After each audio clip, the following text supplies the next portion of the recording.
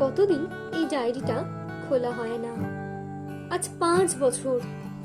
5 বছর পর ডায়েরিটা হাতে নিতেই দেখলাম তোমার নাম, তোমার স্মৃতি জড়ানো ডায়েরির প্রতিটা পাতায় পাতায়।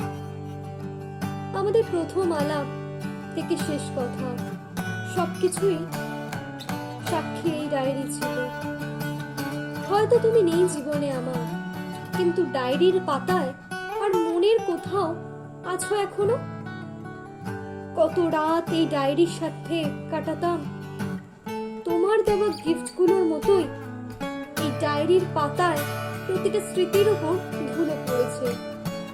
তুমি চলে যাওয়ার পর অনেক ম্যাচিওর হয়েছি। আগে সেই একটুতে কষ্ট পাওয়া মেয়েটা আর কিছুতেই কষ্ট পায় না। দুঃখ পেলেও হাসি মুখে নাটক করতে পারে। জীবন নিয়ে এসে বুঝিয়ে দিয়েছো কাউকে এত সহজে বিশ্বাস করে আপন করতে নেই, একা চলতে শিখিয়েছো।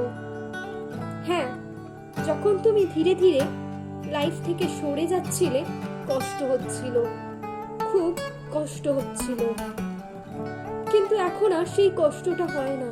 হয়তোবা অভ্যাস হয়ে গেছে। বেশ ভালো আছি আমি আমার লাইফে। এই পরিবর্তিত আমিকেই খুব ভালোবেসে ফেলেছি।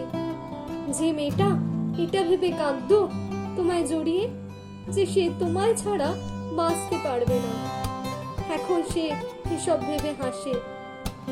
হ্যাঁ, আগের আমি আর এখন আমি অনেক পার্থক্য, কিন্তু এই বেশ ভালো আছি জানো, আমার পৃথিবীতে, আমার জীবনে।